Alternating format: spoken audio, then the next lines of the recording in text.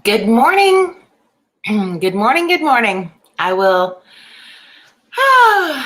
let you grab your coffee, tea, hot chocolate in my case today. Can you believe I've ran out of coffee? Right? Blasphemous. Anyway, grab your coffees, your beverage, your morning delish, and say good morning in the comments. We will get started with Virtual Coffee Club in a moment. I appreciate you on this Sunday morning.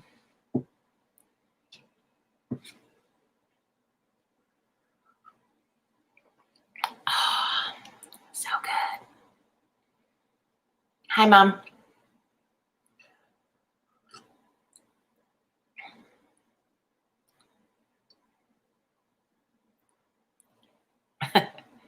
Thanks. All right.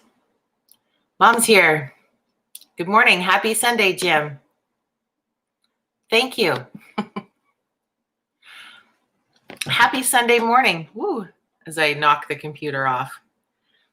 Really, and if you know the secrets behind it, I knock the computer off the blender because that's what it sits on. You got to make do with the tools you have. It works.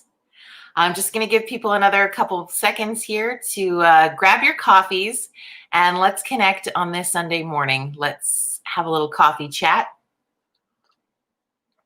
Good morning, Kathy. Trick-or-treating. Good. My son has an overly large pillowcase full of candy. So I think trick-or-treating was successful. That's crazy. I know. How was Halloween for you? My son went and trick-or-treated in a community near ours and had an absolute blast. And in driving around a little bit, I wasn't able, obviously, to hand out candy and escort my son trick-or-treating. So I didn't hand out candy this year. And it was a weird feeling. But what was really cool is it gave me the opportunity to take a look around both the community I live in, the community that we trick-or-treated in, and just see some of the cool things people were doing. And there were so many cool things. People had, tables set up outside. People were handing out candy from their garage instead of their front door. I saw ladders and candy chutes and slides. And it was really, really cool, innovative, fun, and connecting community together. Kathy says they had over 100 kids, 50 more than last year. Numbers were down in Buffalo. I think it depended where you were, but I saw some people online saying they got 400 or 500 kids. Could you imagine? It's wild. Now, you could argue all sorts of things if you were for or against that piece, but the thing that I have always adored about Halloween in general was just the fact that on Halloween night, there is a huge sense of community. Community becomes the most, I guess, the biggest focus of Halloween. People go out and they purchase candy to gift to kids in their community. People go out and decorate their homes. People get into costume. People share with their neighbor for an entire night. Halloween has always, to me, been the most great example of community that was built. I've always thought it was rather fascinating. And I don't know if we stop and think about that sometimes because it's just what we do, right? You've always done it. You continue to do it. And this year, there had to be a pivot into that. There had to be a way to make it safer. There had to be a way to include more people. There had to be a way to make it so it wasn't as scary through this pandemic time. And people did that. And it was really cool. So cheers to all of you who went out of your way to make kids feel like life was still, could be, should be, is normal in community during a pandemic. And I hope everybody took the right safety precautions to keep each other safe through that time frame. That's what I think. I read something this morning. You gotta love family. Yeah, every time I say fascinating, Shay, it's actually just replacing your name. Liz said they had an amazing Halloween. Awesome. Hi, Jacqueline. I read something this morning that just resonated with me hugely that I wanted to read to you today, which I know seems probably kind of crazy, but hey, on a Sunday morning, we're used to people getting up in front of us and reading. It happens.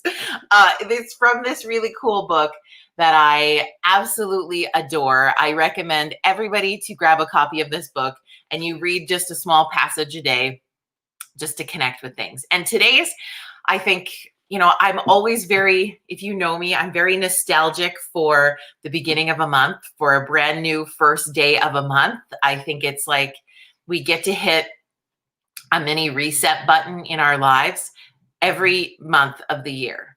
Now, we hit a big one, of course, on New Year's. We sometimes hit a big one when we switch to the fall because, you have this new routine with your kids.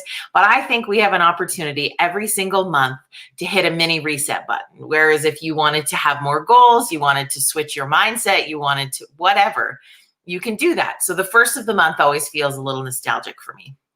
And so then I get in that frame of mind. And then when I read this little paragraph today, it made me think about Coffee Club. And so I wanted to share that with you. So if you'll humor me for a moment, I'm going to read you this piece because I really, really, really liked it. Instead of just typing it out to you, I'm going to read it to you. So it could be like, story time with Jody begins now. I would read you a story every day if you wanted me to. Take time to remember how connected you are. You are connected not just to the people you've met and know, but to all who live past and present in this world. You are a part of the dance, the magical dance of the universe taking place each moment in time. Even if you live alone, you are part of a large family. Even if you work alone, you're really part of a team.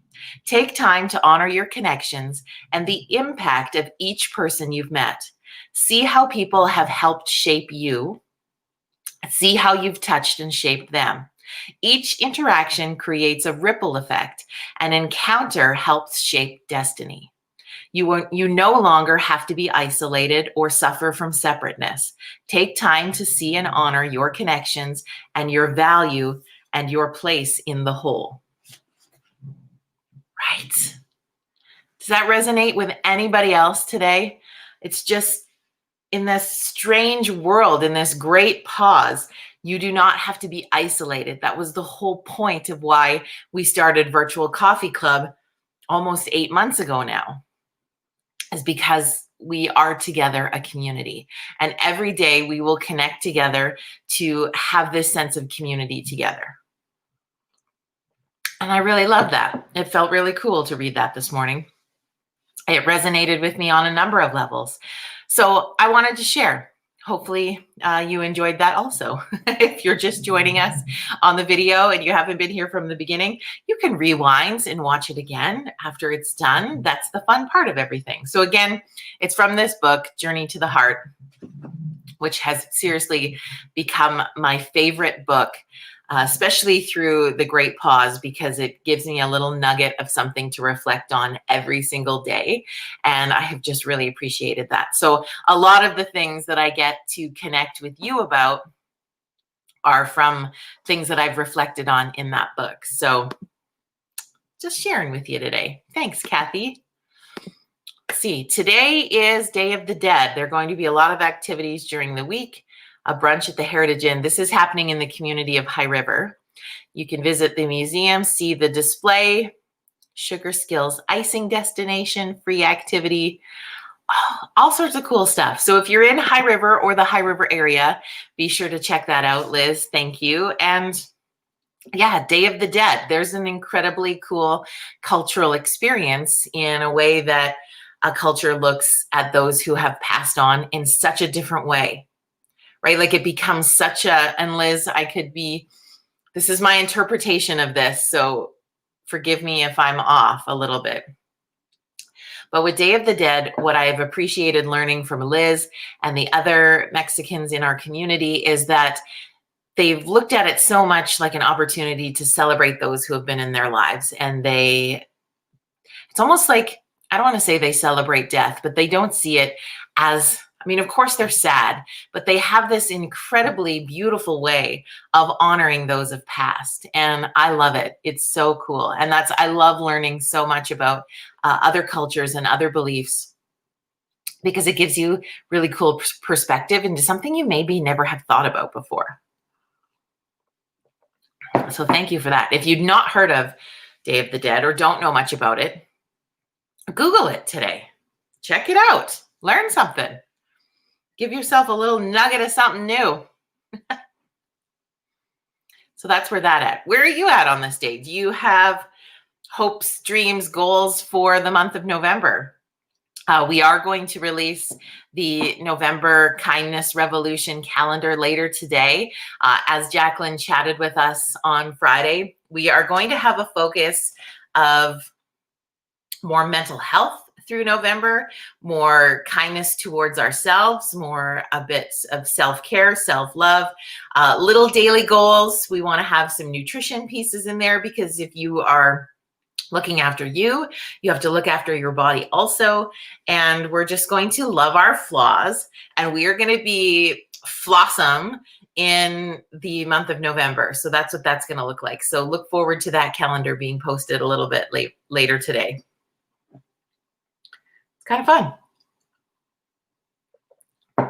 What else? Anything exciting happen we had in Alberta, so it would depend where else you're watching from. But for us, we had our time change last night. So we fell back an hour.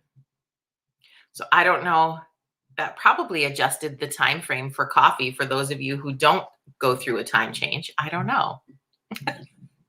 I'm so horrible with that. I admitted that so many times, but so yeah, we fell back an hour. We got an extra hour of sleep, which is kind of nice. So it's just after 9 a.m. in Alberta, although the clock behind me will say that it's after 10 because I haven't changed it yet.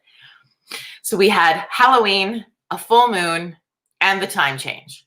It's kind of wonky. Give grace to anyone in Alberta today, because we're all going to be a little bit because that's sort of what happens. What else is going on? What else do you want to connect on this Sunday morning? I'm so glad you're here to hang out. I'm so glad to hear you had a good Halloween. It was neat seeing all the cool things, and the extent people go to decorate for Halloween now has just become bigger and bigger and more fun, which I think is kind of cool. Wonder if we could start decorating more, like decorating our yards more for the other things. So I don't know, hear me out here. Easter. If we just started doing yard decorating for Easter, St. Patrick's Day, Valentine's Day, what else is there? Things I was trying to think of things we decorate inside the house. Thanksgiving. I mean, we do decorate fairly good for Christmas and Halloween. I think those are happening in the yards quite substantially. But what about the other ones? I mean, that might be kind of fun, especially, if we've learned through the great pause the importance of your home and your family and taking that time to celebrate and all of those kind of things.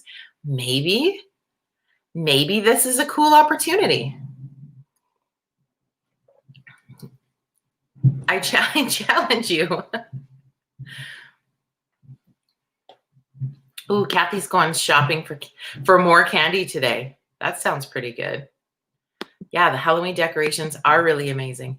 It's just so many things have come along in so many different ways. So let's start adding the other holidays to our yard decorating. That's my challenge for you today. See what happens. But yeah, well, I hope you have an incredible Sunday. I hope you enjoy, for those of you who got an extra hour, I hope you enjoy that extra hour. I know a lot of people were joking online that they did not want an extra hour of 2020 at all, but That's why we're doing the kindness revolution, my friends, is because we are ending the year on a note that is stronger than how we feel we've had the middle of it. So I will be connecting with Jacqueline in a bit. We will be putting that calendar out for you. We're really excited about it and can't wait to connect with you more and more. So happy 1st of November. Happy kickstart. Hit your mini reset today. You can do this. Thank you for being a part of Coffee Club. I hope you enjoyed our little reading today. That was fun. Why not? Have a great day, and we'll see you back here tomorrow morning at 9 a.m. Mountain Standard Time. Have a great day, everybody.